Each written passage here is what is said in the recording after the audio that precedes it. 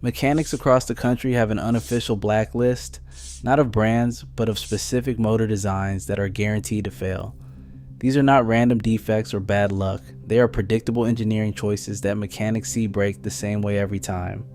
If your appliance, pool pump, or HVAC system uses one of these 7 designs, you need to know before the warranty expires. We are counting them down, starting with number 7. Number 7. Sealed plastic housing motors have quietly turned a simple $20 fix into a $300 throwaway bill. In these designs, the bearings and windings are molded right into a single plastic case. Once a bearing starts to rumble or seize, a routine failure in any motor, there is no way in.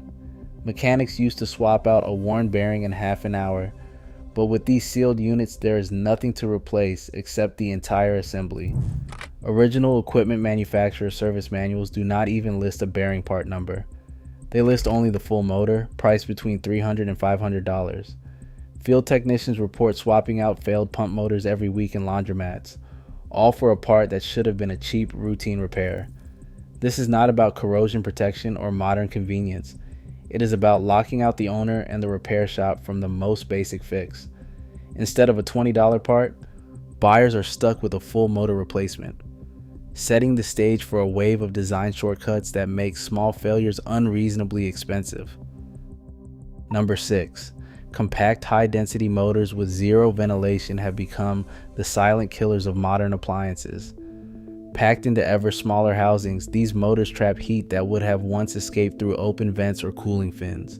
The result is not just a warmer cabinet, it is a direct assault on the motor's lifespan. Every technician knows the rule. For every 10 degrees Celsius, the windings run hotter.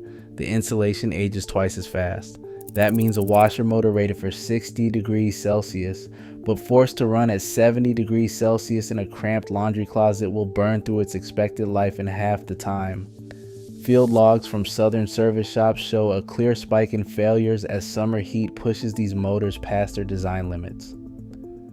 Thermal imaging tells the same story. A no vent stator glowing 10 degrees above ambient is a warning that bearing wear or insulation breakdown is already underway. These high-density, totally enclosed non-ventilated motors, known as TENV in NEMA standards, show up in compact washers, under-sink pumps, and space-saving HVAC units. The trade-off is baked into the design: less room, less airflow, and no margin for error.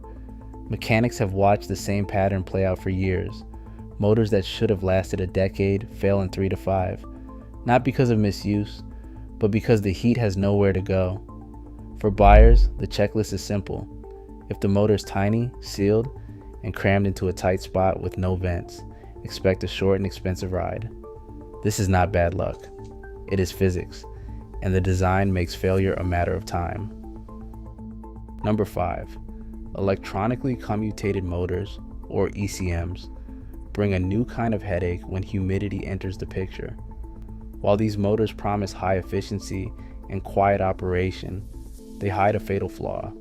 Every function is governed by a moisture-sensitive controller board. Install one of these in a laundry room, pool shed, or anywhere the air stays damp, and the story changes fast. Field techs in the Gulf Coast and Southeast report ECM failures running 2 to 3 times higher in humid zones than in dry basements or attics. The culprit is always the same. Water vapor seeps in, corroding solder joints and swelling the tiny capacitors that keep the board alive. Once moisture gets under the conformal coating, a single bad trace or blown cap turns the whole controller into scrap. And here's the kicker: the board is sealed, non-serviceable, and sold only as a full module. That means a repair bill of $400 to $600 just to swap the board, even if the motor itself is untouched. No shop can source an individual capacitor or patch a corroded trace. Manufacturers lock down the parts and refuse to publish board-level schematics. So a $5 moisture event in the wrong climate becomes an instant $500 replacement. The lesson for anyone in a humid region is blunt. ECMs are not built for wet air, and the repair costs can triple overnight. For mechanics, it's a classic case of electronics fragility being engineered in, not out, and a warning that environmental risk now comes with a hefty price tag. Number 4. Inverter motors with integrated drive electronics have become a repair shop's worst case scenario for a simple reason. The entire system is engineered as a single sealed assembly. Inside many LG and Samsung front-load washers, for example, the variable frequency drive electronics are bolted directly to the motor housing. When a $15 capacitor or a single transistor fails on the drive board, the result is not a quick parts run. It is a mandatory $400 to $500 replacement of the entire motor inverter unit. Service manuals do not list board-level components or repair procedures. The only available part is the full assembly, and even that is often restricted to dealer networks. Independent shops routinely report that inverter boards are locked behind authorized service-only policies, leaving them unable to source a replacement or attempt a board-level repair. The most frustrating part? Teardowns reveal that these failures are rarely catastrophic. Often it is one blown capacitor, a burnt resistor, or a cracked solder joint. But with everything sealed inside a plastic shell and no access to the drive board, the consumer is forced to pay hundreds for a fix that should cost pocket change. This is not an accidental side effect of modern technology. It is a deliberate design that turns a routine electronic hiccup into a full-blown financial hit. It is why mechanics have come to dread the sight of an integrated inverter motor on the bench. Number 3. Firmware locked.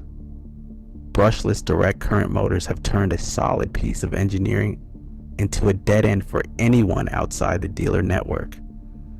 These motors, found in pool pumps from Pentair, Hayward, and Jandy, are built to last mechanically. Rotors, bearings, and windings could run for decades. But the real failure point isn't metal or insulation. It's a lockdown control board running proprietary code. When a controller hiccups, or a technician swaps a bearing, the motor often won't restart without a factory-issued firmware reset. Mechanics report cases where the motor spins fine on the bench, but refuses to run because the board throws a software error, one that can only be cleared with a dealer's proprietary tool. The hardware is perfectly good, but the code bricks it. Service bulletins from major brands spell it out. Controller replacement must be performed by an authorized dealer, and any attempt at third-party repair voids the warranty. Shops have been denied access to reset utilities, forced to order entire new assemblies, and left with working motors that are useless because of a locked board. 14 states are now debating laws to force manufacturers to release these tools, but for most owners the policy is clear. If the controller fails, expect to pay for a full replacement, not a repair. This isn't a quirk or a technical limitation. It's a deliberate embargo, engineered to keep the repair in-house, and the bill high. Mechanics call it the most infuriating lockout of all, where a running motor is junked, not for a physical fault, but because the code says no. Number 2. Undersized continuous load motors have quietly become a guaranteed failure point in today's appliances. Instead of building in the traditional 25 to 50% safety margin found in industrial motors, manufacturers now spec these consumer-grade units right at 100% of their rated load, with no extra headroom and no forgiveness. The National Electrical Code's latest BE and CE design notes spell out the risk. When a motor runs at its limit for hours on end, even a minor voltage dip or a surge in demand push it straight into overload territory. The results show up in every mechanic's logbook: overheated windings, seized bearings, and insulation that breaks down years ahead of schedule. In pool pumps and residential HV, AC blowers for example, the difference between a motor size at 125% of load and one size at 100% is the difference between a decade of quiet service and a meltdown after 3 summers. Continuous overload means more heat, and more heat means the bearing grease cooks off. The copper insulation cracks, and the whole assembly heads for the scrap pile. The kicker is this: bumping up the motor size by a single rating step would sidestep almost every one of these failures. But instead, buyers are left with motors that fail not by accident, but by design, because the safety margin was engineered out. Mechanics see it every week. A $20 bearing could have been saved, but the undersized motor never stood a chance. And finally, in first place, universal brush motors and high cycle appliances earn the most intense scorn from mechanics, because their failures are not just predictable, but entirely preventable. In older designs, a set of worn brushes was a non-issue. $10 for parts, 20 minutes on a workbench, and the motor was back in service. But the modern sealed units found in washing machines, vacuum cleaners, and portable power tools have erased that repair path completely. Brushes wear down after 3 to 4 years of regular use, about 5 to 7 cycles a week. And when they do, the only option left is a full motor replacement. Service logs tell the story. A homeowner brings in a washer with a simple brush failure, expecting a quick fix, and walks out with an invoice for a motor swap that costs $450. The brushes themselves still cost less than a movie ticket, but manufacturers have hidden them behind welded plastic, locking out both the owner and the repair shop from the most basic service. Mechanics see it as engineered obsolescence in its purest form, a design that takes the most routine, affordable repair and turns it into an economic gut punch. It is not about safety, efficiency, or reliability. It is about closing the door on a $10 fix and forcing a throwaway culture, one sealed motor at a time. For those on the front lines of repair, this is the ultimate betrayal.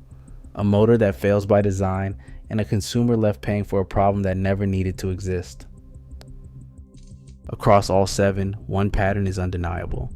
Predictable failures are being engineered into everyday motors, turning $30 repairs into $400 replacements. Mechanics see it every week. Design choices lock out fixes, drain wallets, and put manufacturer interests over consumer protection.